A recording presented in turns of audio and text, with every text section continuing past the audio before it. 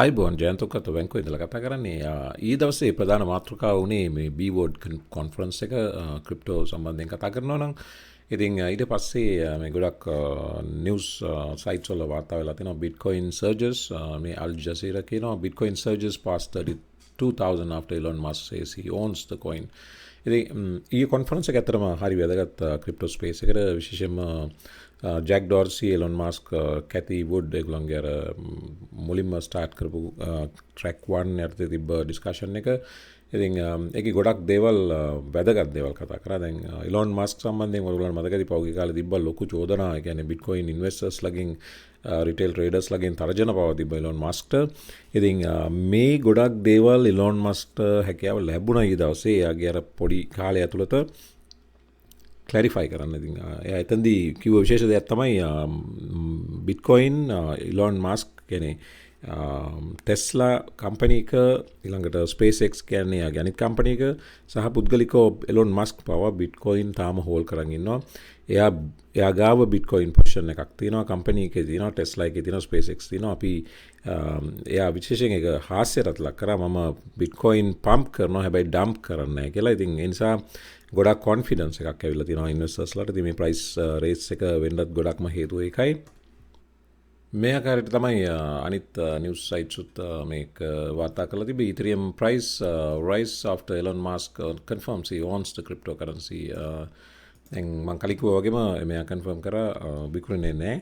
Personally hall කරනවා Bitcoin position එකක් කියලා. දැන් බිට්කොයින් වලට අමතරව විශේෂයෙන්ම එලොන් මස්ක් කියපු තව දෙයක් තමයි Ethereum සහ Dogecoin පොසිෂන්ස් උත් පර්සනලි ඕන් කරනවා කියන එක. ඒක දැන් මේ Ethereum price එක අප් වෙන්න ගොඩක්ම හේතුව මේ 12% price එක. Ethereum was last up 12% on Wednesday before Musk comments. ඊට පස්සේ අද දවසේ බැලුවත් Ethereum prices green. ඒකට ගොඩක්ම හේතු උනේ මේ Elon Muskගේ කමෙන්ට් එක. ඉතින් එයා Dogecoin Ethereum personally hold කරනවා කියන එක විශේෂයෙන්ම කිව්වා. ඉතින් මේ බීවර්ඩ් conference එකේ විශේෂ අවස්ථාවක් ඒක. The price of Ethereum rose Wednesday after Tesla and its SpaceX CEO Elon Musk said he owns the cryptocurrency at the BWord conference, an event hosted by the Crypto Council for Innovation. Ethereum, which was already rallying on the day, touched its high of the session after Musk's mention. It was last up more than 12% and near the highs of the day. ඔගලන්ට මේ බීවර්ඩ් conference එකේ links miss වුණා නම් Reddit page එකට ගියා නම් මේ links ඔක්කොම දාලා තිනවා. ඉතින් මේක තමයි ඊයේ දවසේ ස්කෙඩියුල් එක 9ට පටන් ගත්ත Pacific time එකෙන් 12 years into its creation, Bitcoin is just beginning to gain institutional acceptance to encourage adoption. Education is key. In this track, we aim to correct mainstream narratives about Bitcoin, debunk the most common Bitcoin myths, and offer insights and real-world experience on its various benefits. I think Godak speakers la kata kara metine track 1, track 2 කියලා දිගටම ඉතින් track 1 එකේ demystifying Bitcoin කියන මාතෘකාව යටතේ තමයි Cathie Wood, Jack Dorsey, Elon Musk, Steve Lee කියන්නේ host කරපු එකන මේ හතර දෙනා කතා කරේ. ඊට පස්සේ track 2, track 3 විදිහට මේව links ඔක්කොම තියෙනවා. ඔයගලන්ට බලන්න ඕන නම් මේවා වටිනවා. හැබැයි ඉතින් බලන්න අවශ්‍ය නම් මේවා තමයි links. මේ නැත්තම් ඔයගොල්ලෝ thebword.org කියන වෙබ්සයිට් එකට ගියා නම් ඒත් මේ ඔක්කොම තියෙනවා. මේ තියන්නේ ඒ වෙබ්සයිට් එකේ මේ track 1 එකේ අර්ථය තියෙන ස්පීකර්ස් ලාගේ කතා සහ ඒගොල්ලෝ ටොපික්ස් ඒගොල්ලෝ ටච් කරපු BTC ගැන විතරක් නෙමෙයි ඕවර්ऑල් ක්‍රිප්ටෝ ගැනත් හොඳ knowledge එකක් ගන්න පුළුවන්. මේ ටික යූස් කරන්න, මේ ටික ඇසෝෂিয়েට් කරන්න. ඊළඟට ජැක් ඩෝර්සි තියේ අතර ගොඩක් දේවල් කතා කරා. ජැක් ඩෝර්සි හරි කන්ටෙන්ට් හරි professional approach එකක් ගත්තා ඊයේ. දැන් Elon Musk ගොඩක් අර humor based approach එකක් ගත්තා. ජැක් ඩෝර්සි හරි professionally හරි serious approach එකක් ගත්තා. හැබැයි එයාත් ඒ කියන්න ඕන විස්තර ගොඩක් දේවල් එයා Bitcoin bull කෙනෙක් විදියට මොකක්ද එයාගේ ආකල්පය Bitcoin overall crypto ගැන කියන එක එයා කිව්වා. ඉතින් කිව්වේ මේක ඇත්තටම world peace ගේන්න පුළුවන් තරම් strength එකක් තියෙන currency එක තමයි Bitcoin කියන්නේ කියලා. ඉතින් මේක අර පර්සනලි ගත්තත් හොඳ මෝඩ් එකක් නැත්නම් හොඳ මෙතඩ් එකක් to store value. Michael Saylor ඔයගොල්ලන්ට මතක ඇති MicroStrategy CEO හැම වෙලේම කියනවා this is the best store of value in our era කියලා. ඉතින් මෙයාත් ඒක කන්ෆර්ම් කරා. මෙතන නිවස් එකෙත් කියනවා my hope is that it creates world peace or helps create world peace, Dorsey said. Dorsey is a long time advocate of Bitcoin. Last week Dorsey announced that Square, then Square Twitter දෙකේම සියතම Jack Dorsey, so එයාගේ company තමයි Square Can is creating a new business focused on decentralized financial services using Bitcoin. ඉතින් මේගොල්ලෝ කියන්නේ Elon Musk position එකක් විතරයි තියෙන්නේ. හැබැයි Jack Dorsey විශේෂයෙන්ම Bitcoin සම්බන්ධ projects පාවා යාගේ කම්පැනි වලින් launch කරනවා කියන එක තමයි ඒකේ අදහස. මෙතන යා mention කරනවා we have all these monopolies of off balance and the individual doesn't have power and the amount of cost and distraction that comes from our monetary system today is real and it takes away attention from the bigger problems, Dorsey said. Tesla CEO Elon Musk and ARK Investor CEO and CEO Cathie Wood were also speakers on the panel. B-Wood conference එකේ වෙච්ච තව එක සිද්ධිය හොඳ දෙයක් තමයි. ඉතින් දැන් 30,000 වලින් පහළට Bitcoin යයි කියලා මේ ගොඩාක් ඇනලිස්ට්ලා කිව්වා. දැන් මේකේ බලන්න the fear in the market was that if Bitcoin breaks below 30,000 mark, the price will move lower violently. මේක කිව්වේ නඩීම් අස්ලම් කියලා chief market analyst our trade. හැබැයි මේ කියපු කාරණා සිද්ධ වුණේ නැහැ. ඉතින් ඒකට ගොඩක්ම හේතු වුණේ B-Word එකේ නිසා grow වෙච්ච investor confidence එක. ඉතින් ඒ නිසා දැන් 31,000 above 31,000 price එක hold කරන් ඉන්නවා. ඉතින් මේක ලොකු confidence එකක් investors ලාට. ඉතින් මේක dip buy එකද මේක end එකද bear market එකේ එහෙම නැත්නම් down trend එකේ end එකද කියන එක අපි දන්නේ නැහැ. නමුත් මේ price එක මෙතන හොඳට hold වෙනවා. ඉතින් මෙතනින් එහාට සිද්ධ වෙන අලුත් නිවුස් එක තමයි මාකට් එක උඩට යනවද නැද්ද කියන එක තීරණය වෙන්නේ. ඒ කෙසේ වෙතත් 30,000 හොඳ සපෝට් එකක් කියන එක නැවත වරක් මේක ඔප්පු කරනවා. මෙන්න මේ chart එක බලන්න. මේක crypto fear and greed index over time. දැන් මේක බලන්න පුළුවන් 7 days 1 month max කියලා දාපුවම overall මේ chart එක 2018 ඉඳන් තියෙනවා. ඉතින් දැන් මේ fear and greed index එකේ 0 කියන්නේ maximum fear, ඊට පස්සේ 100 කියන්නේ maximum greed. So 0 means extreme fear. එතකොට දැන් මේකේ මේ පෞගිය 20 වෙනිදා වගේ වෙනකොට මේක ආවා below 10. ඉතින් below 10 කියන්නේ මාකට් එකේ fear එක උපරිම තියෙන වෙලාව. ඉතින් ඒ කියන්නේ sell කරනවා දැන් එක්තරා අවස්ථාවක් වෙනවා sellers ලා ඉවරයි. ඊට පස්සේ තමයි buyers ලා take over කරන්නේ. ඉතින් ගොඩාක් වෙලාවට මෙන්න මේ level එකේ තමයි මේ ඔයගලන්ට පේනවා පහුගිය 2018 ඉඳලා බලපුවම මේ 10 around 10 little less than 10 වගේ ආපු හැම වෙලාවකම market එක reverse වෙලා තිනවා. මේ 2018 අවස්ථාව බැලුවත් ඒකයි. මේ 2019 ආවා ඒක almost 5 වගේ ආවා. ඊළඟට ආපහු 2020 ආවා 8 විතර.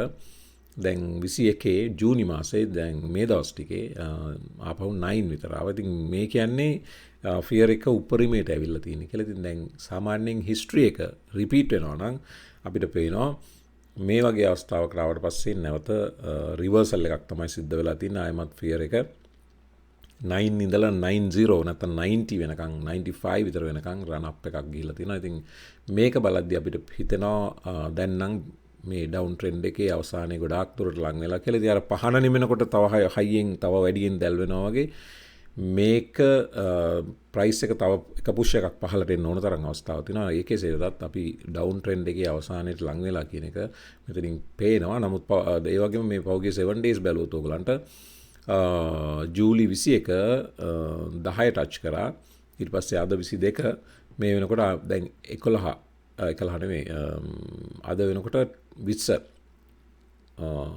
21 වලට වෙලා තිනවා. ඒ කියන්නේ මේක අප්වර්ඩ් උඩුගම් බලා යන්න පටන් ගන්න තිනවා. ඒ කියන්නේ fear එක අඩු වෙමින් යන්න පටන් ගත්තා. දැන් මේක ස්ටාර්ට් එක මේවා 100 පැත්තට යයිද දන්නේ නැහැ. ඒක සිදුවත් මෙතන පේනවා ඊයේ කොන්ෆරන්ස් එකෙන් පස්සේ චේන්ජ් එකක් තියෙනවා කියලා පැහැදිලිවම. මේ අද දවසේ වාර්තා කළ තියෙන තව ප්‍රවෘත්ති Bitcoin looks north after biggest single day rise in more than a month. We are now short term bullish to the top side against 30,000 region triple bottom. A trading firm said triple bottom ඔයගොල්ලෝ දන්නවා right? Triple bottom මේකේ chart එකේ පෙන්නන්නේ මේ තින්නේ ඒ circle තුනක් දාලා triple bottom කියන අවස්ථාව අපි ඊයේ chart එකෙත් බැලුවා. Bitcoin appears to have found its footing after Wednesday's near 10% rise, the biggest gain since July 17, and may soon challenge the upper end of its month-long trading range, 30,000 to 40,000.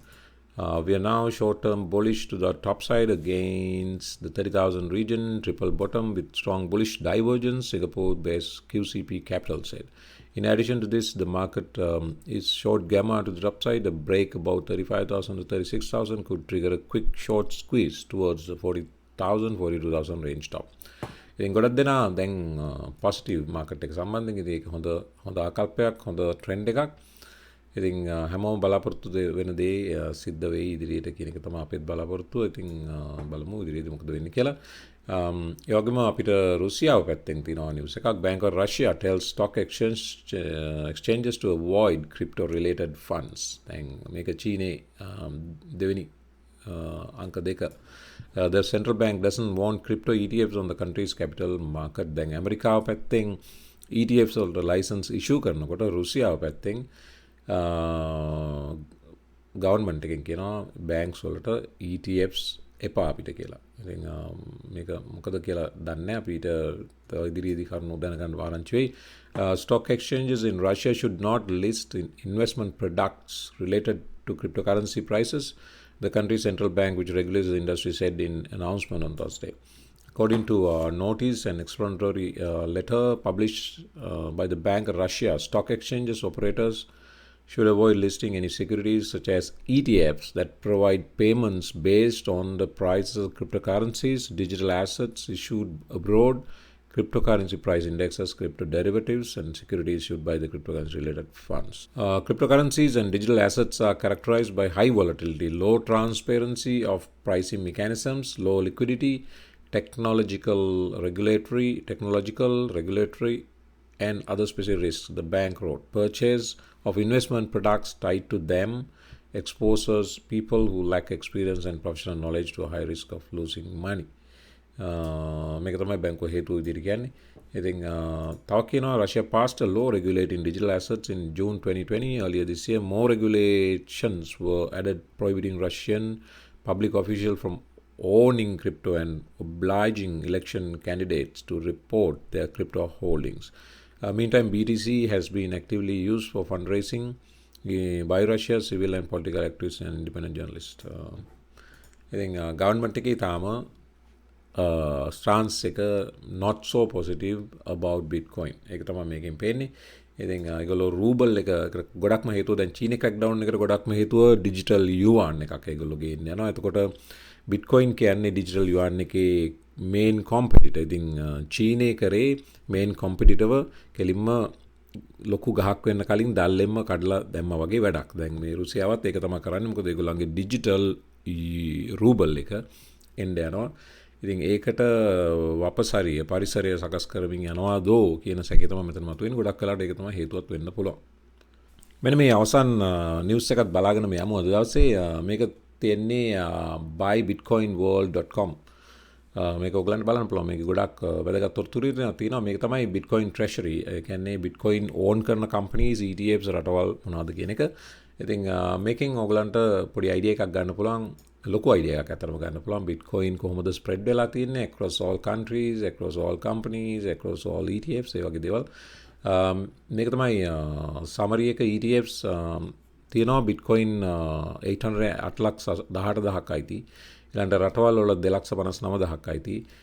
public companies වලට 2,14,000ක් අයිති. private companies වලට 157,000 අයිති. මෙතන total එක 1.460. right? ඊට අමතරව මේ individuals ලගේ ඒවා මෙතන නැහැ. මේ publicly owned. එතකොට public companies that own Bitcoin අංක එකට ඉන්නවා. companies වල ලෝකෙම්ම MicroStrategy කියන company එක ඔයගොල්ලෝ දන්නවා. Michael Saylor American company එකක්. Nasdaq ticker එක MSTR. Bitcoin 1,50,085ක් තියෙනවා. market value එක 3.3 billion. ඊළඟට ඉන්නවා Tesla 42,000යි, Galaxy Digital Holdings 16,000යි, Voyager Digital 12,000යි, Square Jack Dorsey ගේ company එක 8,000යි, Marathon මාරා බිට්කොයින් 5784යි කොයින්බේස් කියන ඔයගොල්ලෝ දන්නවා US වල ලොකුම ෆර්ම් එක 4482යි බිට්කොයින් ගෲප් එකට තියෙනවා 3900ක් හට් 8 මයිනින් කියන්නේ කැනේඩියන් කම්පැනි එකක් 3522ක් තියෙනවා බිට්කොයින් ඒගොල්ලෝ මයින් කරනවා ඉතින් මයින් කරනවා විකුණන්නේ නැහැ මයින් කරනවා හෝල්ඩ් කරනවා මයින් කරනවා හෝල්ඩ් කරනවා මයින් කරනවා හෝල්ඩ් කරනවා ඒ විදිහට යන්නේ ඊළඟට රයට් කියන කම්පැනි ඔයගොල්ලෝ දන්නවා ඒකත් මයිනින් කම්පැනි එකක් බ්ලොක්චේන් කම්පැනි එකක් 2243ක් තියෙනවා බිට්කොයින් ඒ වගේ මේක දිගට තියෙනවා ඊළඟ ස්ටෙප් එක තමයි private companies that own bitcoin අරව public companies මේ private companies block 1 1,40,000ක් තියෙනවා bitcoin stone ridge දාදායි massachusetts 3500 මේ විදිහට තියෙනවා මේ private companies ඊළඟට ETFs that own bitcoin ඔයගොල්ලෝ දන්නවා grayscale කියන්නේ ETF එකක් grayscale bitcoin trust 6,54,000ක් තියෙනවා bitcoin coin share එකට තියෙනවා 48,000ක් purpose bitcoin ETF එකට 22,000යි මේ වගේ ඒ තියෙන ඉතුරු ඔක්කොම ETFs ටික ඔන්න ආදී වශයෙන් මේකේ තොරතුරු තියෙනවා මේ ටික බලන්න හරි ඉන්ටරෙස්ටිං bitcoin owners ලා ගැන තොරතුරු හොඳයි ඉතින් මම මේ වීඩියෝ එක මෙතනින් හමාර කරන්නම් අපි ගොඩක් දේවල් වීඩියෝ එකේ කතා කරා මතක තියාගන්න මේ කතා කරන සියලු දේවල් education and entertainment purposes only video එක enjoy කරන්න like එකක් දාන්න අමතක කරන්න එපා ඊළඟට comments දාන්න share කරන්න හැමෝම අලුත් වීඩියෝ එකකින් එතෙක් සුබ දවසක්